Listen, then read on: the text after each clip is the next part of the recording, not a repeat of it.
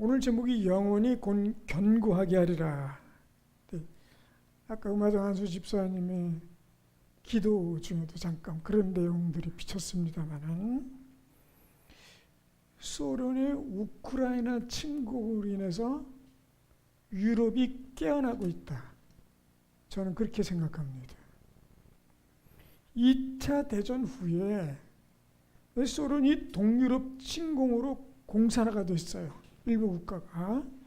그래서 1949년 북미, 그러니까 미국과 캐나다하고 유럽이 나토라는 군사협력체를 만듭니다. 그러니까 러시아에 대항하기 위해서. 혼자 힘으로는 안 되니까. 근데 1991년 12월 25일 소련이 붕괴하면서 전 유럽이 군사적으로는 해이해졌습니다.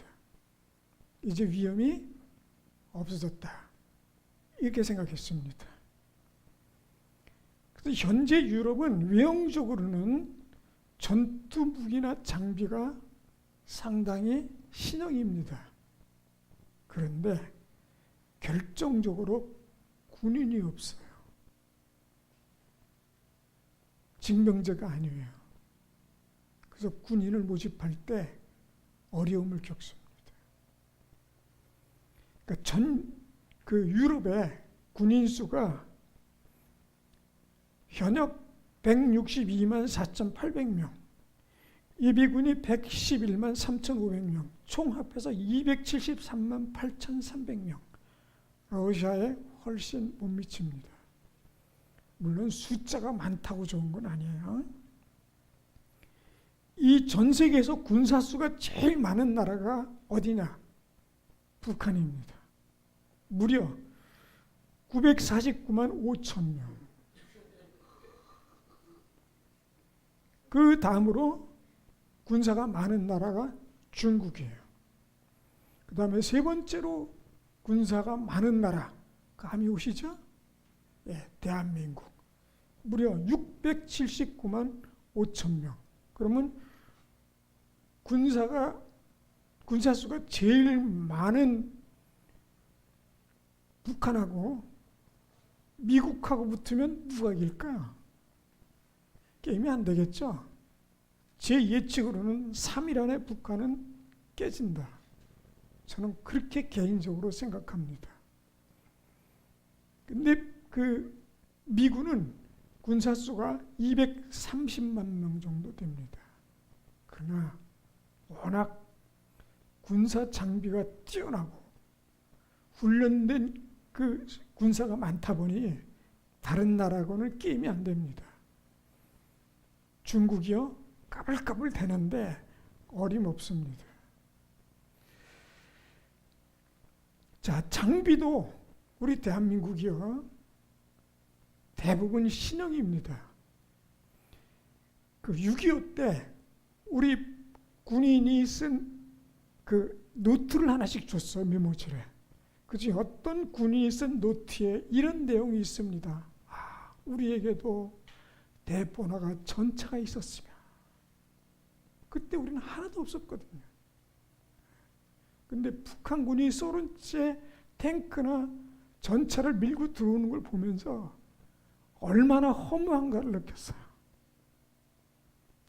무려 15일 만에 낙동강까지 밀렸으니 얼마나 파죽지세였습니까? 끝장나는 줄 알았어요. 끝장나는 게 맞습니다. 그런데 한국이 살아났어요. 지금 보면 기적입니다. 여러분, 우리가 이렇게 자유롭게 예배 드리는 게 얼마나 감사한 줄 아세요? 만약에 그때 끝장났으면 예배가 뭡니까? 예? 어쩌면 여러분 이 하나님 믿는다고 수용소에 들어가실지도 몰라요. 혹독한 인간 이하의 대우를 받으면서 인간이 아니에요. 거기 들어가 있으면요, 눈을 위로 뜨지 못한답니다. 하늘을 볼 자격이 없는 죄인이래요. 전부 눈을 아래로 깔고 있답니다. 이 정도 넓이면요 150명 가둡니다. 어떻게 살까요? 어떻게 살까요? 자는 게 뭡니까? 무릎 꿇고 앉아가지고요 꼼짝 못하고 있는 거예요. 이게 참 인간이 아니에요, 인간이. 그런데 무려 70년을 넘게 저러고 있습니다, 북한이. 왜 하나님께서는 저런 것을 그냥 두실까요? 저는 그런 기도를 매일 합니다, 할 때마다. 무슨 뜻이 있으십니까, 하나님? 왜 두십니까? 저 집단들이 언제까지 저렇게 있어야 합니까? 도대체. 그러나 우리는 모르는 아주 큰 하나님의 섭리가 있다는 것은 분명히 느끼는데 인간의 눈으로 봤을 때는 조금 빨리 지났어요. 남북이 하나가 돼서 합치면 얼마나 강대국이 되겠습니까? 그냥 전쟁 잘하는 나라가 아니라 복음에 앞장서는 나라가 됐으면 좋겠다. 그겁니다. 예. 지금 우리나라요 무기 만드는 이 분야에 있어서요 굉장히 발전하고 있습니다. 미국이나 앞서가는 나라에는 조금 못 미치지만 자주포 아십니까? 군대 갔다 오신 분들은 알지만 여자분들은 잘 모르잖아요. 155mm 곡사포가 있습니다. 제가 현대양에 갔을 때 1970년대 후반기에 현대양 다닐 때 그 150mm 곡사포를 직접 제작했어요. 모양이 어떤지, 몇 미리로 깎는지, 어떤 모양인지. 그리고 그때 당시에 현대에서 그때 막 미사일을 개발했을 때 그 미사일 그 개발하는 그 포신을 거기서 깎았어요. 물론 깎는 걸 저는 보기만 했습니다. 제가 부사수였기 때문에 사수가 깎는 걸 제가 옆에서 지켰어요. 그리고 탄피도 찍는 걸 제가 봤어요. 옆에는 바로 벽 하나 너머에는 탱크를 막 만들고 있더라고요. 그랬더니 지금 우리나라가요. 그때 당시에는 이 곡사포가요. 사람이 다리를 벌려야 돼요. 그리고 고정시켜 놔야 돼. 한 방 쏘고 나면요. 우리나라 쇠로 만든 곡사포는요. 주저앉았어요. 쇠가 약해서. 전부 일본에서 수입했어요. 지금은 우리나라에서 만든 쇠로 우리나라가 자주포를 만드는데 그때는 곡사포는 땅에다 고정시켜 놨는데 지금은 차로 끌고 다니면서 쏩니다. 이게 세계에서 제일 명품이에요. K9이라고. 전 세계 자주포의 50% 판매를 하고 있어요. 우리나라 자주포가 그렇게 자주 팝니다.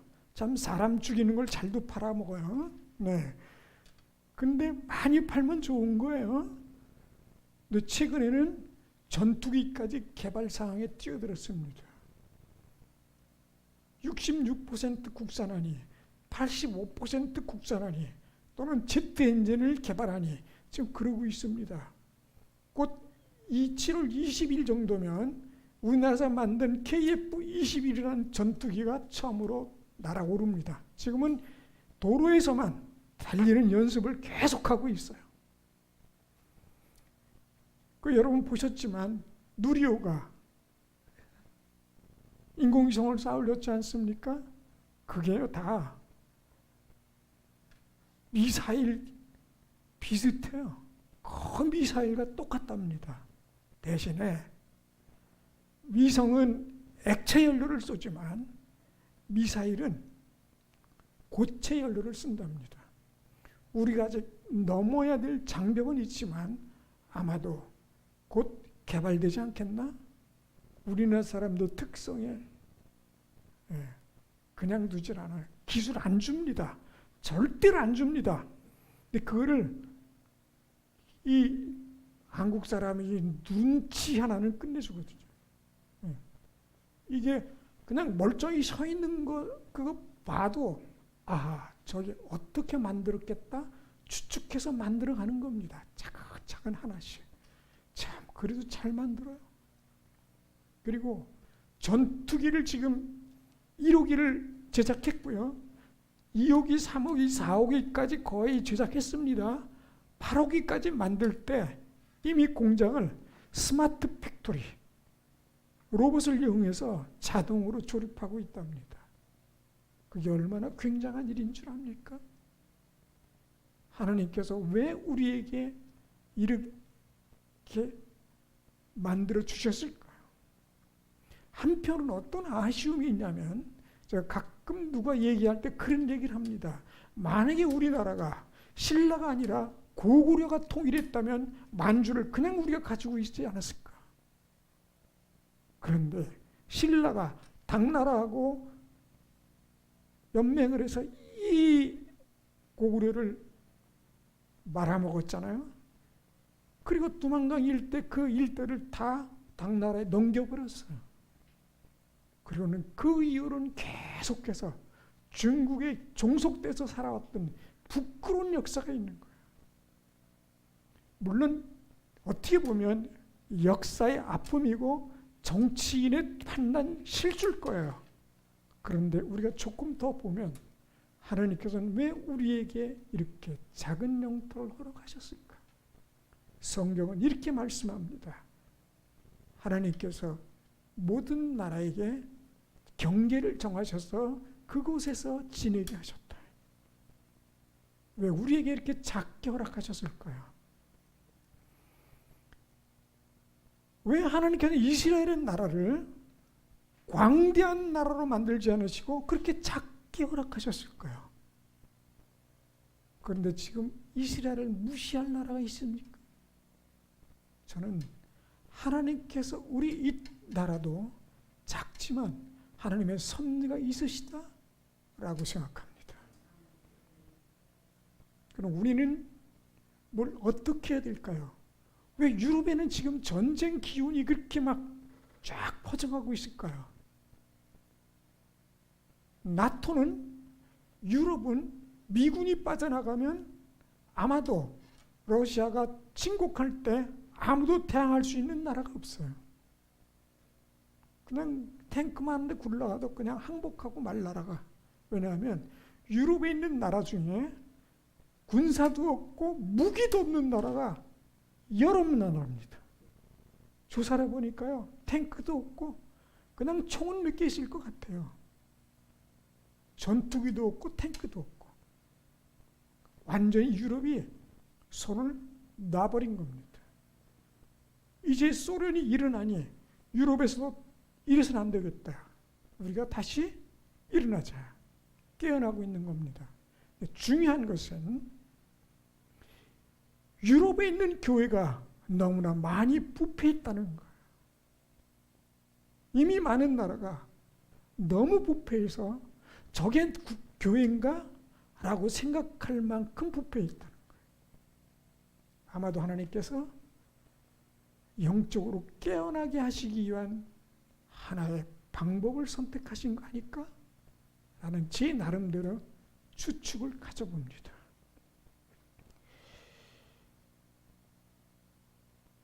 하나님께서 이 대한민국을 통해서 무엇을 계획하고 계실까 모릅니다.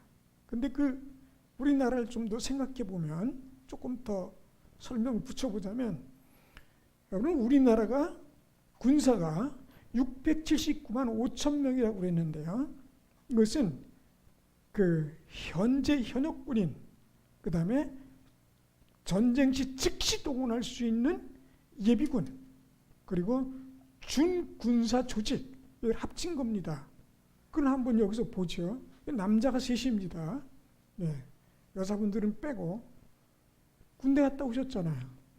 해병대 그것도 흔히 우리가 어렸을 때부터 들렸던 개병대 얼마나 목화치하면 개병대라고 그랬을까요? 네, 그만큼 군사력은 투철하다는 거죠. 목사님도 군대 다녀오신 건가요? 네, 저는 군대를 안 갔습니다. 대신 5년을 회사에서 근무했어요. 그래도요 군사 훈련은 받았습니다. 3주 총도 쏘고요. 그 저희 고등학교 때는요, 군사 훈련을 그때부터 했습니다. 제식훈련, 총검술, 66개 동작, 그때 고등학교 때 마스터했어요. 그 총분해 조립 고등학교 때부터 배웁니다. 그러니까 한국 사람들은 만약에 무슨 전쟁이 났다, 그럼 안 나가겠습니까? 도망갈 거예요? 가족 놔두고? 총 들고 나가야죠. 한국 남자들은 이미 웬만한 훈련은 다 돼 있는 상태입니다. 좀 시간이 좀 지났어도. 그러니 남자의 70%, 80% 이상은 군인이라고 봐야 됩니다. 그럼 2,500만 중에 반만 잡아도 1,200만이 넘습니다. 애들은 빼고도 말이죠. 이렇게 잘 훈련된 예비군이 있는, 아니면 전쟁 준비된 나라가 전 세계에 북한밖에 없어요. 근데 북한은 1년에 총 10발을 못 쏘본답니다. 쏠 총알이 없어요. 그리고 포도 훈련을 해야 되는데 포가 없어서 그 군인으로 들어가서 포병으로 들어갔는데 제대할 때까지 포 한 번도 못 쏘본답니다. 그러면 전쟁이 나면 쏠 수 있어요? 비행기도 뜰 비행기 그 기름이 없어서 연습을 못 한답니다. 여러분 혹시 유튜브에서 보셨나요? 김정은이가 항공단을 갔더니 비행기 연습하는 거 보여줘야 되는데 뜰 기름이 없어서 못 뜨니까 모형 비행기를 가지고 둘이, 그것도 둘이, 그걸 또 김정은이는 좋다고 옆에 하고 웃고 있어요. 등신도 그런 능신이 어디 있습니까?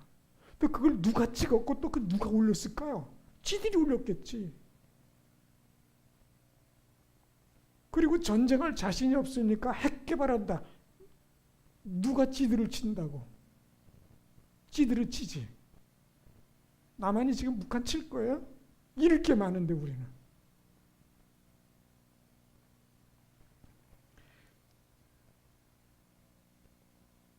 하나님께서 이렇게 준비하신 이유가 뭘까요?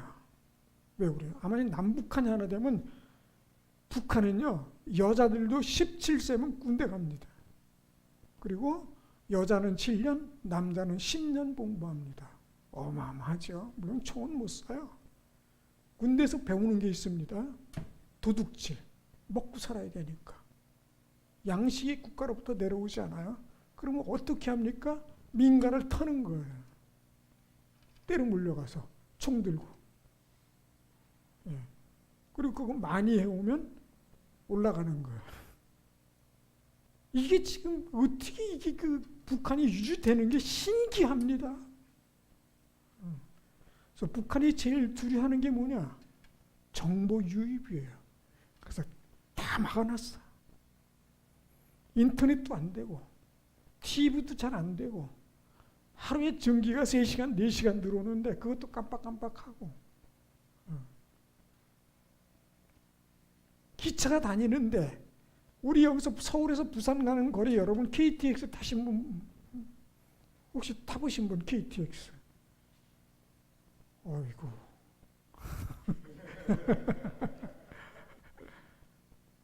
여기서 부산까지 2시간 반이면 가던가요? 예. 근데 북한에서는 그 정도 거리면 10일 간답니다. 왜요? 전기가 안 오니까. 가다가 서요. 언덕을 만나면 못 가요. 사람이 다 내립니다. 그리고 밉니다.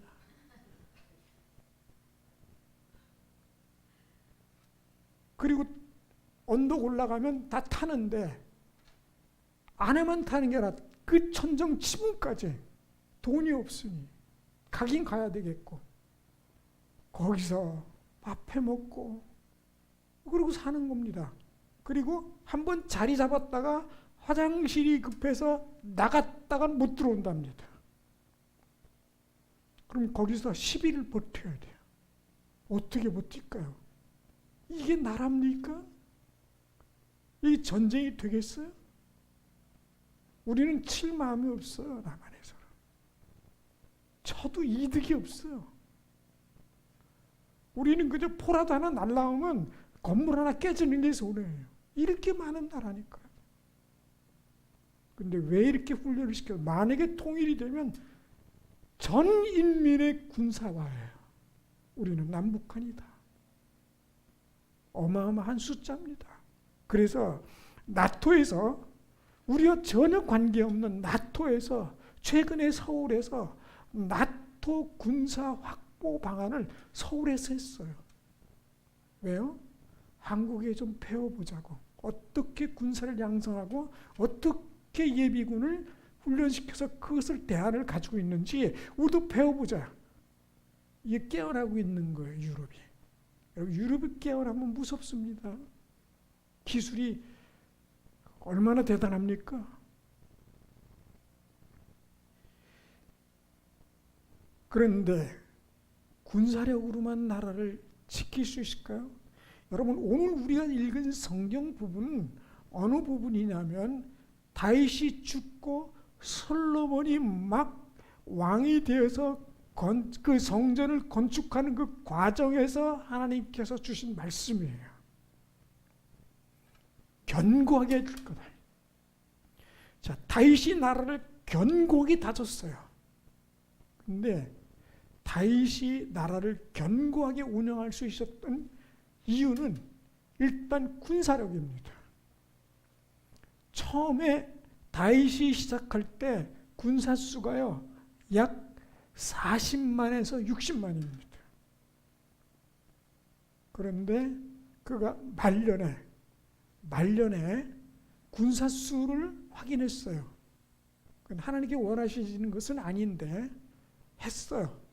그랬더니 일부 그 지파를 빼고도 군인 수가 156만이 넘었어요. 어마어마한 숫자입니다. 지금과 비교해봐도요, 156만이라는 군사수는 엄청난 겁니다. 그것도 2000년이 뭡니까? 3000년 전의 말이죠. 예. 그리고 그것을 이어받았어요, 솔로몬이. 근데 나라가 더 커졌어요.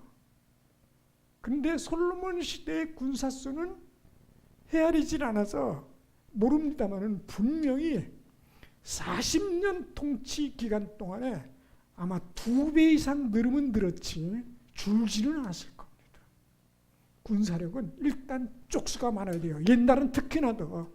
지금이 아무리 많아도 핵 한 방으로 다 날려버릴 수 있지만 그때는 활과 창과 칼 아닙니까? 예. 이 솔로몬이 철병거를요 무지무지하게 이집트로부터 사들여 왔어요. 말도 그렇고요. 그냥 이렇게 봐서 이렇게 몇 마리 산 게 아니야. 쓱 봐서 여기서 저 끝까지 다 삽니다. 이런 식으로 사들였어요. 철병거가 3만, 5만 무지막지했어요. 감히 어느 나라도 침공할 엄두를 안 냈습니다. 그 숫자만 보고도. 그러나 기억해야 됩니다. 이스라엘을 방어하고 있었던 것은 군인이 아닙니다. 하나님이셨어요. 그걸 몰랐어요. 그래서 큰 실수를 하지요. 솔로몬이 죽자마자 나라가 10대 1로 쪼개졌어요. 거기서 끝장난 겁니다, 이스라엘은. 그렇게 견고하던 나라가 하나님을 버리는 순간 끝난 거예요. 그냥 군사력으로만, 군사 쪽수만, 이렇게 군사 수가 많으니까 우리나라 무기도요, 자주포도요, 그냥 자주포가 아닙니다. 그냥 포만 쏘는 게 아니에요. 그 우리나라 K9 자주포 안에는요 1억짜리 컴퓨터가 들어가 있어요. 도대체 1억짜리 컴퓨터는 뭐 하는 놈입니까?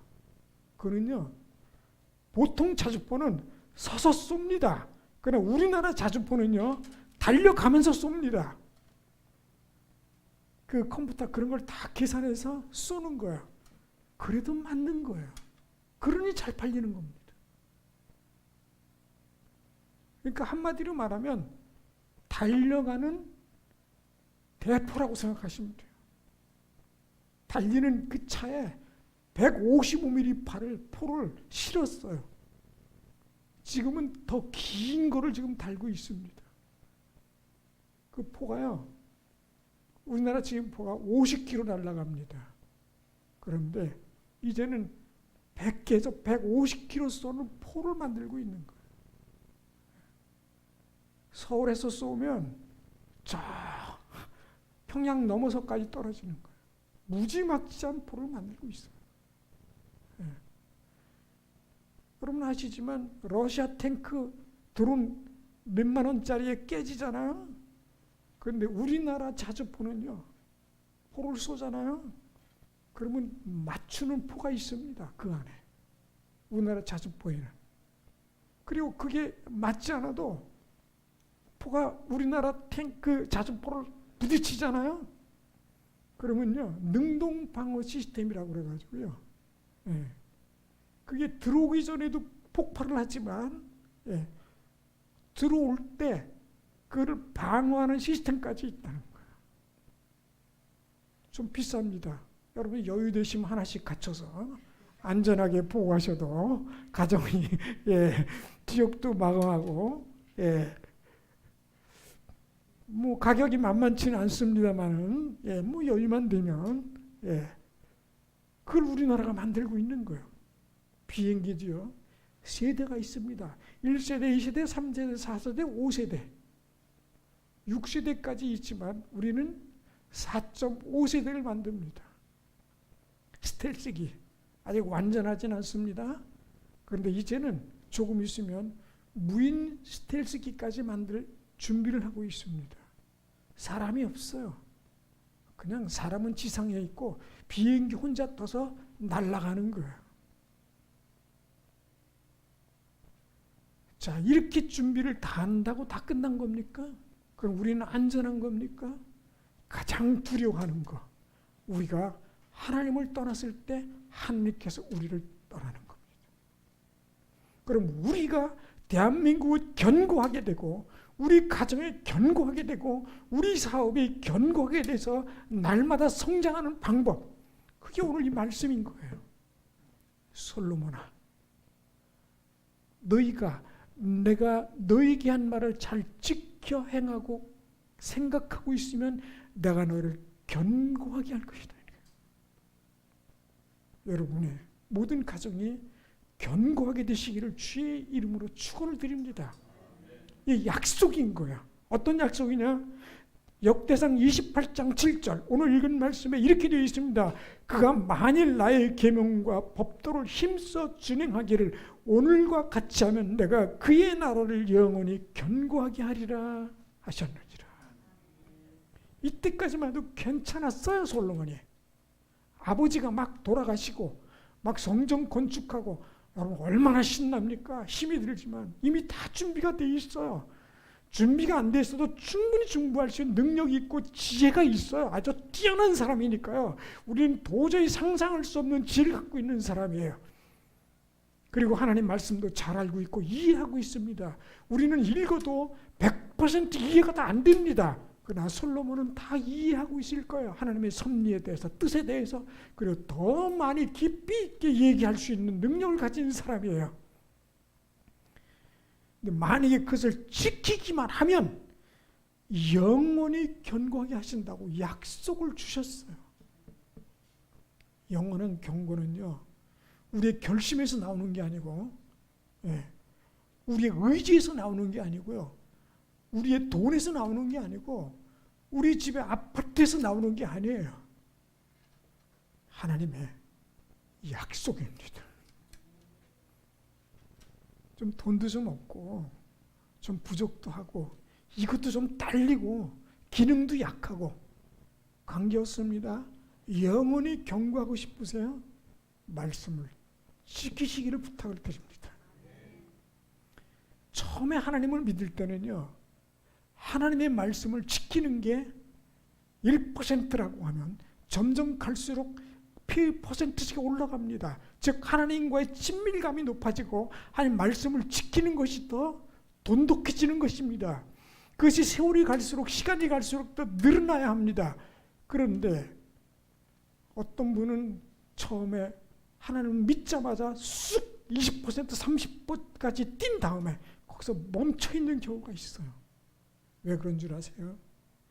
예배를 성실하게 드리지 않거나, 성경을 제대로 읽지 않거나, 하나님 앞에 헌신하지 않거나, 봉사하지 않거나, 성장이 멈춰버려요. 이 성경을 읽으라는 것은 다른 게 아니에요. 지식을 늘리라는 것이 아닙니다. 하나님과의 친밀감, 그리고 성경 이하의 밀도가 높아지면 내가 신앙생활하는데 주의를 지키는 것도, 헌신하는 것도, 헌금하는 것도, 그것이 전체적으로 바뀌게 됩니다. 교회 올 때 주일날 여러분 꼬박꼬박 예배 참석하는 게 결코 쉽지 않습니다. 그런데 이제는 세월이 가면서 신앙이 늘어나고 하나님의 말씀을 깊이 이해하면 이거는 안 갈 수 없어요. 이거는 못 갈 수 없어요.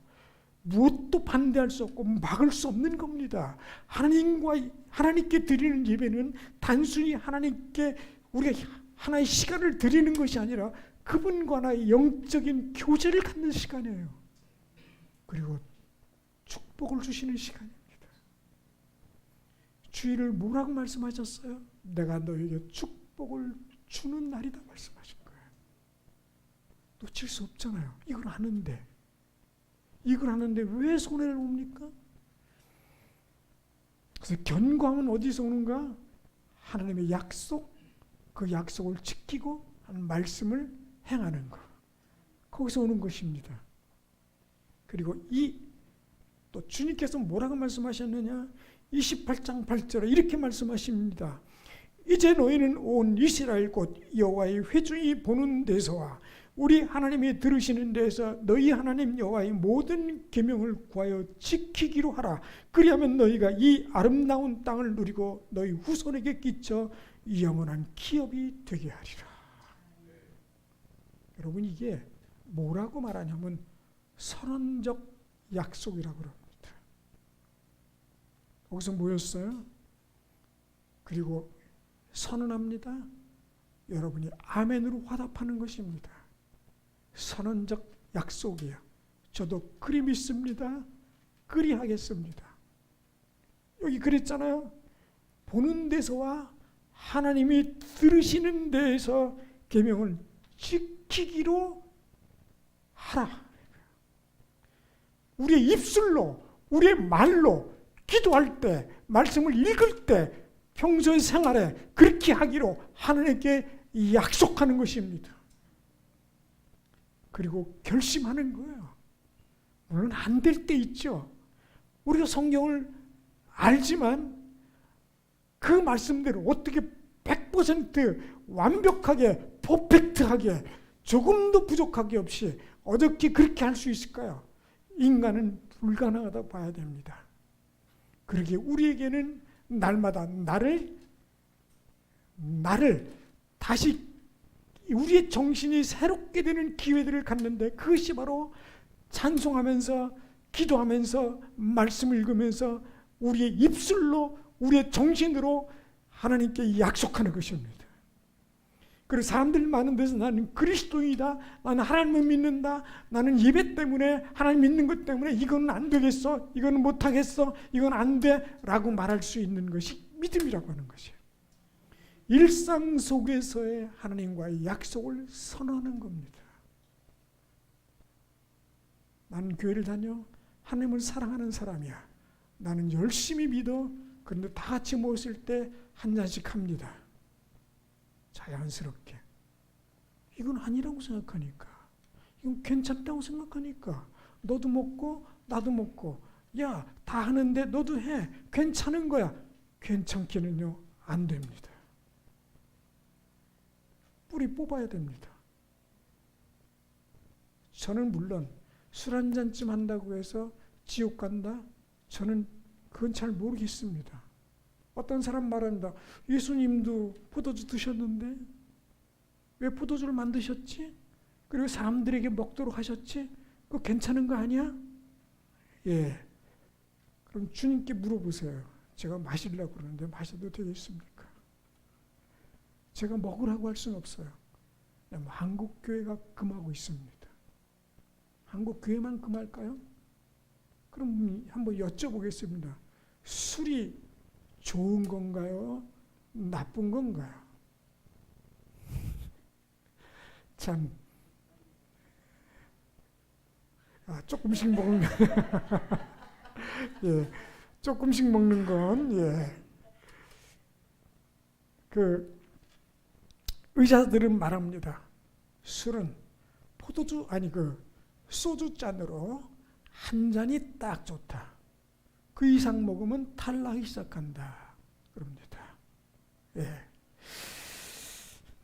한 잔씩 마시라는 건 아니고 어쨌든 제가 소주를 예를 들었지만 술을 예를 들었지만 그러나 그런 것들이 일상생활에 있다 하는 것입니다. 우리가 그리스도인이라는 거 성경을 읽으면 읽을수록 해야 될 것과 하지 말아야 될 것이 명확하게 구분되어 있는 거거든요. 그걸 지키는 거예요. 하겠다고 선언하는 거예요. 나를 유혹하지 말라는 거예요. 텔레비 보시면 알겠지만 이게 텔레비 보면 그리스도인이라고 분명히 알고 있는데 술 마신 얘기를 나와서 아주 잘하는 연예인이 있어요. 야, 저는 이게 도대체 신앙은 어디서 누구한테 어떻게 배웠어? 저렇게 말할까? 제 머릿속에 그게 먼저 떠오릅니다. 주님께 가서 했을 때 주님은 뭐라고 그러실까요? 야, 너 술 많이 마시더라. 나도 예전에 마셔봤는데 야, 나보다 더하네. 그러실까요? 괜찮아, 괜찮아 그러실까요? 하나님께서. 왜 한국에 온 선교사들은 한국에 와서 술을 먹는 걸 금지시켰을까요? 지들은 마시면서. 다 마시는 건 아니에요. 사도 바울이 디모데에게 디모데야 너는 너의 약한 비를 위해서 포도주를 조금씩 쓰는 게 좋겠다. 권면까지 했어요. 그러니까 술 자체가 문제는 아닌 거라는 거예요. 여러분 술 마시면서 나는 속이 불편해서 먹는 거야. 그런 분들 있어요? 그런다면 제가 먼저 먹어야 됩니다. 전 소화력이 약하거든요. 예. 그래서 가끔 유혹도 받습니다. 한 잔씩 먹을까? 근데 제가 만약에 가게에 가서 포도주를 사는 걸 만약에 여기 누가 보셨다. 원장님 보셨든 남원장님 보셨든 누가 봤다. 그러면 이렇게 생각할까? 목사님은 속이 안 좋으니 그렇게 하시려는 것보다 그러고 말까요? 아니면 교회 동네방네 소문을 다 낼까요? 저는 소문 난다에 제 전 재산을 걸고 싶진 않아요. 우리의 의식 속에 선언적 약속, 하나님과의 약속을 우리가 일상생활 속에서 말로 하는 겁니다. 그리고 지키는 겁니다. 그러면 너와 너희 후손과 너희 산업까지 영원히 지켜주신다. 하나님의 약속이에요. 그 약속이 저와 여러분의 가정과 우리 일생에 함께 하시기를 주의 이름으로 축원을 드립니다. 다 같이 기도합니다. 주님, 저희들이 마음속에 있는 소원, 가지고 있는 생각들이 하나님 앞에 영원히 견고하게 될 수 있도록 주님 안에서 저희를 지켜주시고 저희 생각과 마음과 행동을 지켜주시고 선언적 약속을 통해서 늘 승리케 하여 주시옵소서. 예수님의 이름으로 기도드렸습니다.